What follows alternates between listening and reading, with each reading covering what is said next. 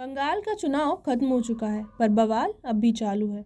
TMC सांसद अभिषेक बनर्जी ने सीधे चुनाव आयोग और केंद्रीय बलों को कटघरे में खड़ा कर दिया है।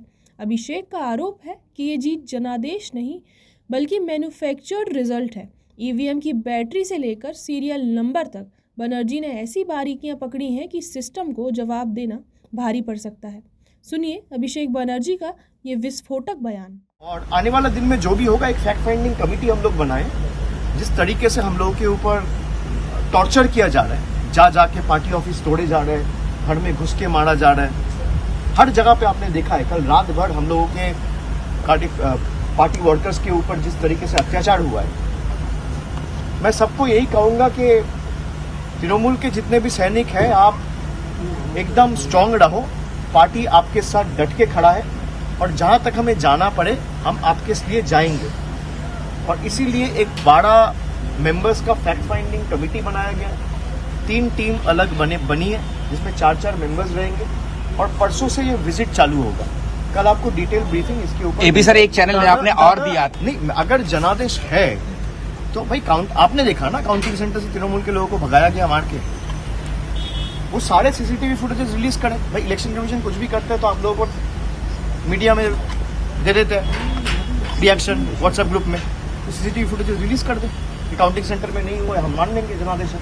मेरा चैलेंज है कि सीसीटीवी फुटेज काउंटिंग सेंटर का मैं 100 ऐसे देता हूँ आपको एसी, इलेक्शन कमीशन 10 रिलीज कर दे। काउंटिंग सेंटर का पूरा दिन का सीसीटीवी फुटेज, खास करके 12 बजे के बाद से 6 बजे तक का 6 घंटा का रिलीज कर दे। मैं आपको कंप्लेन का कॉपी देता हूं, जहां पे 17C में जो ईवीएम रिकॉर्ड हुआ था और जो काउंटिंग टेबल में जो ईवीएम आया, दोनों गलत अलग मशीन है। सीरियल नंबर मैच ही नहीं कर रहा है। मैं देता हूं आपको, चिट्ठी भेजता हूं मीडिया ग्रुप में अभी।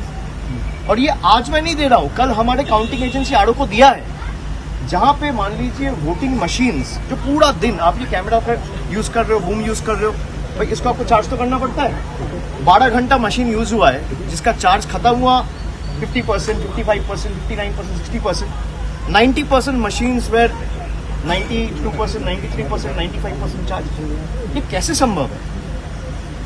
तो जनादेश है तो आप ये सार्वजनिक कर दीजिए, हम मान लेंगे जनादेश है। और जनादेश चाहे तृणमूल को 80 सीट मिले, 8 सीट मिले, 100 मिले, 150 मिले या 2 मिले, भाई हम वो सर झुका के लोग जो आदेश देंगे हम वो मानेंगे। और लोकतंत्र का यही खासियत है। लेकिन जिस तरीके से आपने माहौल बना के लोगों को वोटर लिस्ट से बाहर करके जोर जबरदस्ती, कभी ईडी, कभी सीबीआई, कभी एनआईए से इनको नोटिस दिया, और ऐसे भी लोग हैं जो काउंटिंग एजेंट्स थे कल, उनको भी नोटिस दिया ताकि वो काउंटिंग में नहीं जा पाए। खाली आप चुनाव आयोग को बोलो कि भाई मैं 100 नाम देता हूं, आप 12 से लेकर 6 बजे तक का सीसीटीवी फुटेज रिलीज कर दो। सीसीटीवी तो था ही, मैं गलत प्रूव हो जाऊंगा, आपके सामने आके माफी मांग लूंगा। Not only Bhawanipur, many more seats, but we are still contemplating. You must have seen that by 3 p.m. there was still one seat which was not declared by 3 p.m. today, and it went for 3 rounds of the counting.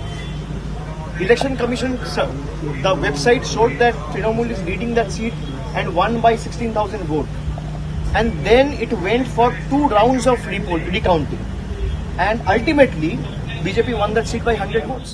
Abhishek Banerjee ने साफ कहा है, हिम्मत है तो CCTV footage public करो। अब party ने धांधली की जांच के लिए कमेटी भी बना दी है। बड़ा सवाल ये है कि क्या लोकतंत्र में जनादेश पर उठे ये सवाल जायज़ है? आपको क्या लगता है? क्या चुनावी पारदर्शिता के लिए सीसीटीवी फुटेज सामने आने चाहिए? अपनी राय कमेंट में ज़रूर बताएं। आपके राज्य से लेकर आपके शहर तक की हर बड़ी और छोटी खबर सबसे पहले पाने के लिए जुड़े रहें डीजे न्यूज़ लाइव के साथ। चैनल को अभी सब्सक्राइब करें और बेल आइकन दबाकर पाए हर जरूरी अपडेट सबसे पहले सबसे तेज।